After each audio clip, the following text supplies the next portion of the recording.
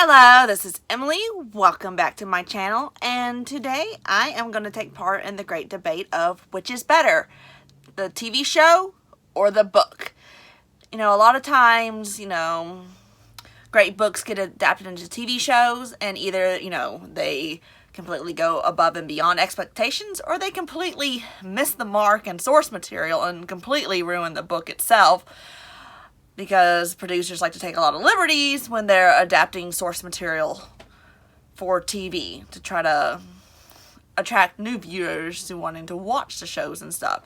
So today I'm going to take a couple book series / books I have read both physically and and watch the TV adaptations of, and kind of do a little comparison on my thoughts on which I thought was better. And surprisingly, in some cases, I actually did like the show better than the books itself. So we're going to hop right on into that, and let's start to discussing some books and TV shows.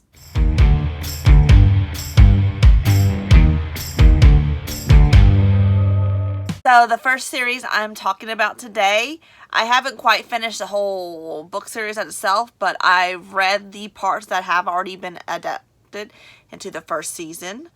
And that is the Witcher series by Andrzej Sapkowski. I really do apologize if I butcher your name.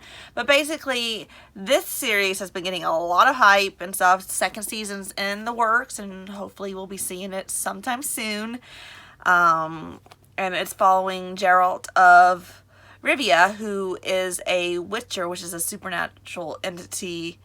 And basically, he has these special abilities that kind of makes him stronger than the normal human. He's basically immortal, and he doesn't have much human emotions, and he kind of earns his living by killing the monsters that hunts the lands that he visits and stuff. Was it 2019 was when The Witcher premiered on Netflix, and honestly, that show was top notch. I think one of the reasons it was such a great show was the lead. They did excellent casting with all the characters, and I think that's kind of what made the show so well liked and well known. And because I watched the show, I decided, let me check out the books, because this is one of the few where I watched the show and just realized, oh hey, there's books, let me go read the books to that. So I picked up the books, and I read The Last Wish and Sword of Destiny.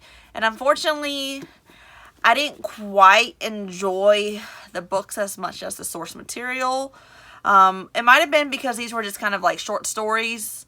But a lot of The Last Wish was the source material for the first season of The Witcher.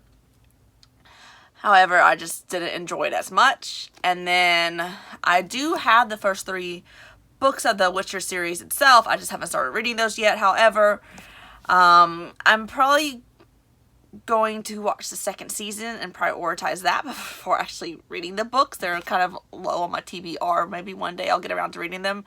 But as of right now, the TV show is definitely better than the book adaptation. In my opinion, it might be different from others, but that's just my opinion. It's just, I found reading this is kind of difficult, and I was bored in parts and stuff. So I just didn't connect with the characters as well as I did with watching the TV show. So unfortunately, books were a miss for me on this one. The next book to TV adaptation I'm going to talk about came out a couple years ago, and I decided to read the book before checking out the series because I wanted to see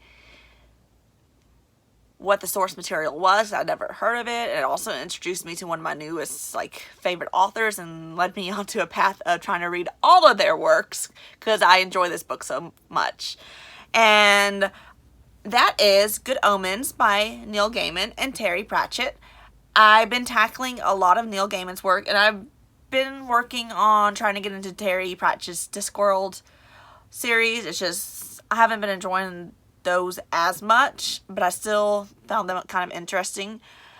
And basically, Good Omens was adapted into, I believe it was a 6-episode Amazon series, which was very good and had one of my favorite actors, David Tennant, in it. So that was a big plus because I loved him from his Doctor Who days. And was it Jessica Jones? He was the villain there too. So it was great seeing him on the screen again because he's great in any role he plays. He does a very good job of adapting to the characters and making us like fall in love with those characters. Good Omens, basically this is a story following a demon and an angel who are trying to stop the apocalypse from happening after the Antichrist is born.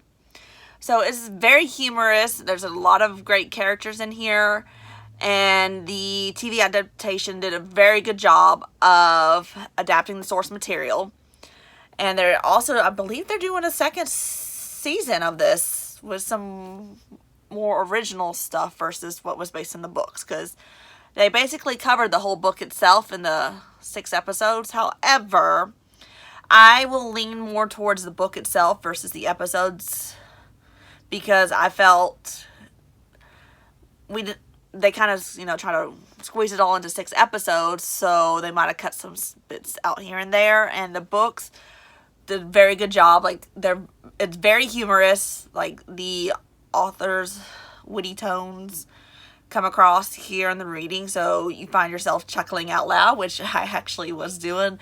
I remember I brought this to read while I agreed to help proctor my cousin. She's a teacher, middle school teacher, and here in the States we do TCAP testing. This is like pre-COVID, obviously, when people are out of school and no mask and stuff. But so I was reading this during TCAP testing, so I was kind of keeping an eye on the students doing multitasking, because basically you're sitting there for like an hour to 2 hours while these students test, making sure they don't cheat and stuff. So she stood at the front of the room, I stood at the back, kind of keeping an eye and stuff, and kind of read while doing that too. And a couple times I had to like bite my tongue because it was so funny just reading some of these passages in this book. That's how great of a book it was, and this is probably one of my all-time favorite books. Like, it was a 5-star read for me. It was something I was reading when I was just getting back into the groove of reading, and really adore the story and the hilarity of it at all. And that's why I believe this book is far better than the TV adaptation. Even though the TV adaptation is good, book wins in this case. So the next series I'm going to talk about is the Grishaverse. And mainly I'm going to focus on Shadow and Bone here, because that's the one that's already been adapted onto Netflix, which is mainly the first book's events. And basically, Shadow and Bone is following Alina, who's a soldier and grew up believing she was normal and not a Grisha, until she ends up having to go into the fold on a mission and gets attacked and realizes that she can summon light, which is something that's like big and kind of throws her into the middle of the Grishaverse, because being a light summoner, that's extremely rare and no one else has ever been able to do it. The Grishaverse, we're following Alina as she kind of learns about her powers and stuff and learns to maneuver through the political world involved in the Grishaverse and the upper ranks of that world because of her new position. And this was adapted to TV this past year. Very amazing show. I think the TV show did a great job adapting the source material, and they were stellar in casting everybody. Also, I like with the TV show, even though Shadow and Bone does not introduce the characters in the follow-up duology Six of Crows, we actually, in the TV show, kind of get some prequel typed stuff going on with the crows themselves, as they actually end up on a mission to try to get Alina back to where they're from. And I think on this one, I do adore the Shadow and Bone books itself.